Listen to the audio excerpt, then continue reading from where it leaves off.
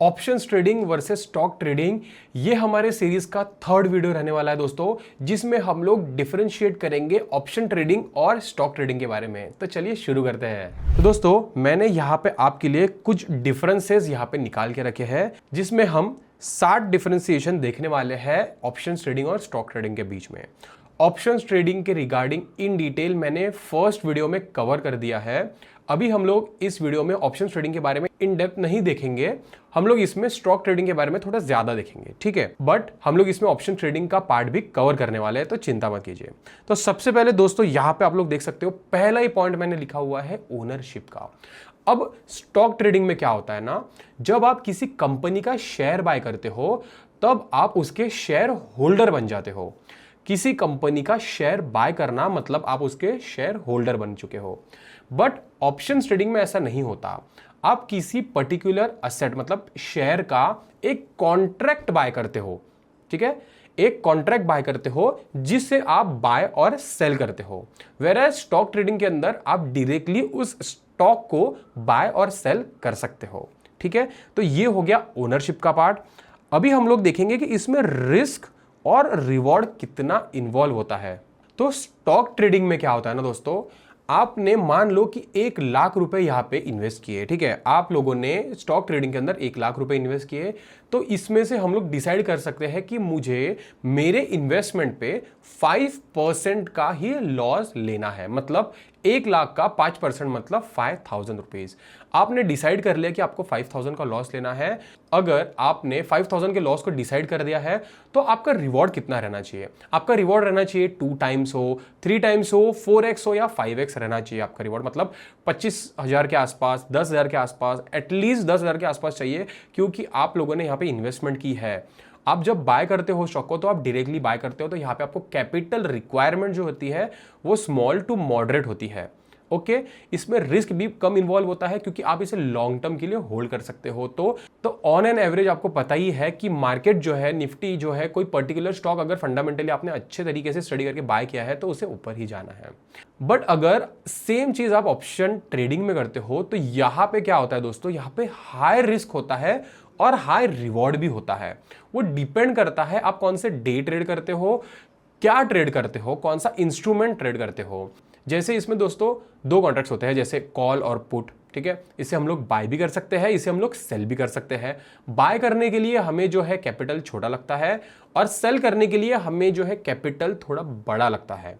But अगर risk to reward ratio की बात करें तो risk to reward ratio option buyer के पर्सपेक्टिव से और ऑप्शन सेलर के पर्सपेक्टिव से दोनों अलग होता है। ऑप्शन बायर को विन साइज जो होता है उनका वो बड़ा रखना होता है, क्योंकि उनकी विनिंग प्रोबेबिलिटी जो होती है दोस्तों वो रहती है 30 to 35% मार्केट में। But as an option seller आपकी जो विनिंग प्रोबेबिलिटी रहती है ना दोस्तों वो रहती है 65 to 70% के आसपास, क्योंकि ऐसा कहा जाता है कि मार्केट मोस्ट प्रोबेबली साइडवेज ही रहती है। तो ऑप्शन सेलर का जो फ्रेंड होता है थीटा, वो यहाँ पे काम आता है। और यहाँ पे ऑप्शन सेलिंग के अंदर यहाँ पे विन साइज मैटर नहीं करता। अगर आप 1:1 का रिस्क टू रिवॉर्ड रेशियो भी रख रहे हो तो भी आप इन दी एंड प्रॉफिटेबल ही रहोगे, अगर आपके पास में अच्छी स्टडी है किसी स्ट्रेटेजी को लेके। अभी हम लोग बढ़ते हैं दोस्तों इन्वेस्टमेंट कॉस्ट की तरफ। ये देखेंगे हम लोग कि हमें कितना कैपिटल लगता है, ठीक है, कितना कैपिटल डिप्लॉय करना होता है हमें स्टॉक ट्रेडिंग के अंदर और ऑप्शन ट्रेडिंग के अंदर। तो स्टॉक ट्रेडिंग के अंदर दोस्तों आपको पता ही है, अगर आप होल्डिंग के अंदर शेयर्स बाय कर रहे हो तो आपको तो पता ही है कि आपका अगर प्राइस जो चल रहा है वो चल रहा है 1,000 रुपीज किसी स्टॉक्स का, और आप इसके जो शेयर्स है वो 100 खरीद सकते हो। अगर आपका कैपिटल जो है वो है 1,00,000 रुपीज, ठीक है, आप यहाँ पे 100 शेयर्स खरीद सकते हो इसके। बट क्या आप इसके 100 शेयर्स खरीदोगे? तो उसका आंसर है नहीं, क्योंकि यहाँ पे आपका रिस्क टू रिवॉर्ड रेशियो ही मैच नहीं हो रहा है, आपका मनी मैनेजमेंट यहाँ पे फॉलो नहीं हो रहा है, आपका रिस्क मैनेजमेंट यहाँ पे फॉलो नहीं हो रहा है। तो क्या करते हैं बहुत से लोग, 50 जो है क्वांटिटी यहाँ पे बाय कर सकते हैं हम लोग, जिसमें हमें 50,000 ही यहाँ पे डिप्लॉय होंगे और 50,000 हम यहाँ पे जो है यूज कर सकते हैं। तो इसकी जो इन्वेस्टमेंट कॉस्ट होती है दोस्तों, इन्वेस्टमेंट कॉस्ट मतलब हमें कितना कैपिटल डिप्लॉय करना होता है। तो इसमें हमें लेवरेज नहीं मिलता है इन्वेस्टमेंट के अंदर, तो हमें पूरा कैपिटल ही यहाँ पे पे करना होता है। बट अगर आप ऑप्शंस ट्रेडिंग की बात करोगे तो यहाँ पे ना हम हेज करके, ठीक है, हम हेज करके मार्जिन बेनिफिट जो है वो उठा सकते हैं। ऑप्शन बाइंग का तो आपको पता ही है दोस्तों कि आपने जैसे मान लो 150 रुपीज का कोई प्रीमियम बाई किया इंटू 15 या फिर इंटू 25 इंटू 30, जो भी लॉट साइज होगा किसी पर्टिकुलर इंडेक्स या स्टॉक का, तो उतना ही आपको पे करना होता है। बट वेयर एज अगर आप ऑप्शन सेलिंग करोगे, वो चाहे 150 हो चाहे आप 10 रुपए का प्रीमियम जो है वो सेल करो, यहां पे आपको कैपिटल जो लगता है एटलीस्ट, अगर आप लोगों ने नेकेड सेल किया है तो यहां पे आपको 1 से 1.5 लाख रुपए लगते हैं। बट अगर वही आपने इसे हेज किया दोस्तों, ठीक है, वही आपने अगर इसे हेज किया तो यही काम आपका 30,000 रुपए में भी हो सकता है। ठीक है, 30 से 40,000 में भी ये काम आपका हो सकता है। तो इतना बड़ा डिफरेंस है दोस्तों इन्वेस्टमेंट कॉस्ट के अंदर। अभी हम लोग 4th पॉइंट देखेंगे जिसे हम लोग कहते हैं टाइम। अभी टाइम का कितना इंपॉर्टेंस है स्टॉक ट्रेडिंग और ऑप्शन ट्रेडिंग के अंदर, चलिए समझते हैं। आपको पता ही है कि अगर आपने होल्डिंग्स के अंदर शेयर्स बाय किए हैं तो जब तक आप उन शेयर्स को सेल नहीं कर देते, जब तक आप आपके जो शेयर्स हैं उन्हें सेल नहीं कर देते, आप तब तक इसे होल्ड कर सकते हो। बट आपको ऑप्शन ट्रेडिंग के अंदर अगर बाय और सेल करना है तो इसकी भी एक पर्टिकुलर जो है एक्सपायरी होती है।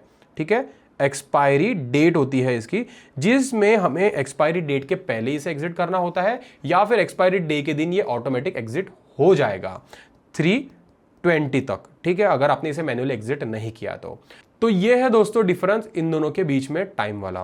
बट अगर आप लोग देखेंगे तो ऑप्शंस ट्रेडिंग जो है मोस्टली जो है लोग इंट्राडे के अंदर और 3-4 दिन स्विंग ट्रेडिंग के अंदर होल्ड करते हैं। बट अगर आप इन्वेस्टमेंट की बात करें, स्टॉक ट्रेडिंग की बात करें, तो यहाँ पे आप लोग इसे होल्ड भी लंबे समय तक कर सकते हो। अभी हम लोग आ जाते हैं दोस्तों यूज की तरफ कि इन दोनों का यूज क्या है, कौन से पर्सन के लिए सबसे ज्यादा यूज है स्टॉक ट्रेडिंग का, कौन से पर्सन के लिए ज्यादा यूज है ऑप्शन ट्रेडिंग का। अगर हम लोग यूज की तरफ देखें दोस्तों तो स्टॉक ट्रेडिंग जो है ना वो एक एम्प्लॉय यूज करता है, एक कॉलेज गोइंग स्टूडेंट यूज कर सकता है, एक हाउसवाइफ यूज कर सकते हैं, कोई फादर हो, कोई मदर हो, हर कोई पर्सन स्टॉक ट्रेडिंग यूज कर सकता है, क्योंकि यहां पे आपको इन्वेस्टमेंट करनी है। ठीक है, यहां पे आपको इन्वेस्टमेंट करनी है, यहां पे आपको इंट्राडे भी आप कर सकते हो क्योंकि ये ज्यादा वोलेटिलिटी नहीं है। बट अगर आप एक प्रोफेशनल हो, आपको डेरिवेटिव्स के बारे में पता है, स्टॉक मार्केट का पूरी नॉलेज आपके पास में है, तो आप ऑप्शंस ट्रेडिंग जो है ये कर सकते हो। तो आप लोगों को ये समझ में आया होगा कि ऑप्शंस ट्रेडिंग जो है वो एक प्रोफेशनल पर्सन के लिए बनी हुई है, क्योंकि इसमें बहुत हाई रिस्क इन्वॉल्व होता है। मुझे पता है इसमें रिवॉर्ड भी मिलता है, बट मोस्ट प्रोबेबली 10 में से 9 लोग इसमें लूज करते हैं और 1% इसमें पैसा कमाता है। तो आप लोग ये समझ गए होंगे कि स्टॉक ट्रेडिंग जो है वो कितनी यूजफुल है अगर आप एक बिजी पर्सन हो, आप एक एम्प्लॉय हो, अगर आप एक स्टूडेंट हो। तो अभी हम लोग हमारा नेक्स्ट पॉइंट की तरफ आ जाते हैं दोस्तों, कॉम्प्लेक्सिटी। अगर हम लोग कॉम्प्लेक्सिटी की बात करें तो दोस्तों आपको पता ही है कि आपको स्टॉक ट्रेडिंग करना हो या फिर ऑप्शन ट्रेडिंग करना हो, यहां पे आपको एक स्ट्रेटेजी की जरूरत होती है। तो क्या होता है दोस्तों, जब आप किसी स्ट्रेटेजी को बैक टेस्ट करते हो, तो जब आप उसे बैक टेस्ट करते हो स्टॉक ट्रेडिंग के वक्त, तो वो एक्चुअली चार्ट के ऊपर ही बैक टेस्ट होता है, मतलब वो पर्टिकुलर असेट के ऊपर ही वो बैक टेस्ट होता है। वेयर एज आप ऑप्शंस ट्रेडिंग के अंदर अगर आप बैक टेस्ट करते हो तो आप चार्ट में बैक टेस्ट करते हो, ना कि उसके ऑप्शन प्रीमियम के ऊपर, जिसे हम लोग अंडरलाइन असेट कहते हैं।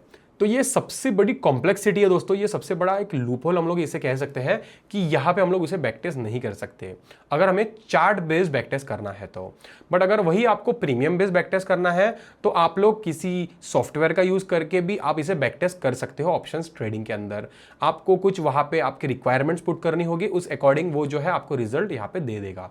बट आपको पता ही है कि जो रिजल्ट हमें मिलते हैं वो एक्चुअल रिजल्ट से मैच नहीं होते बहुत बार, क्योंकि जो ब्रोकर होता है या फिर जो सॉफ्टवेयर होता है वो कभी कभार डीले हो जाता है, और हमारे जो एक्सचेंजेस है, एनएससी हो, बीएससी हो, या ब्रोकर की तरफ से भी बहुत बार प्रॉब्लम्स आ जाते हैं, जिसकी मदद से हमें बहुत बार लॉसेस फेस करने होते हैं। तो ये बहुत बड़ी कॉम्प्लेक्सिटी है दोस्तों ऑप्शंस ट्रेडिंग के अंदर, अगर आपको स्ट्रेटेजी बिल्ड करनी है तो। अभी हम लोग नेक्स्ट पॉइंट की तरफ आ जाते हैं दोस्तों, जो है प्रॉफिट पोटेंशियल। ये बहुत ही कॉन्ट्राडिक्टरी पॉइंट है दोस्तों, क्योंकि प्रॉफिट पोटेंशियल जो है ना वो डिपेंड करेगा पर्सन टू पर्सन। अगर आप एक स्विंग ट्रेडर हो, अगर आप एक इंट्राडे ट्रेडिंग करते हो, अगर आप इन्वेस्टिंग करते हो, तो भी आप अच्छा खासा रिटर्न निकाल सकते हो as compare to options trader. क्योंकि ऑप्शंस ट्रेडर के अंदर हमें कंटिन्यूअसली जो है चार्ट्स को देखना होता है, कंटिन्यूअसली हमें हमारी पोजीशंस जो है उन्हें मैनेज करनी होती है।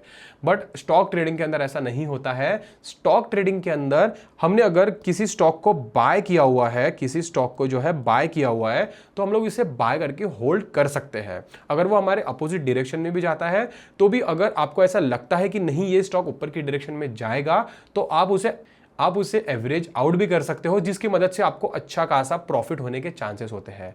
तो ये टाइम कंस्ट्रेंट भी इसके अंदर आता है और डिपेंड करता है कि आपको कितने ईयर्स हो चुके हैं मार्केट के अंदर, मतलब कितना एक्सपीरियंस है आपका इस सिक्योरिटी मार्केट्स के अंदर, इस स्टॉक मार्केट के अंदर। तो आई होप दोस्तों आपके जो डाउट्स है वो क्लियर हो चुके होंगे अभी regarding options trading versus stock trading. अगर आपको कोई डाउट होगा तो कमेंट सेक्शन के अंदर लिख दीजिए, मैं वहां पे आपको रिप्लाई बैक जरूर करूंगा।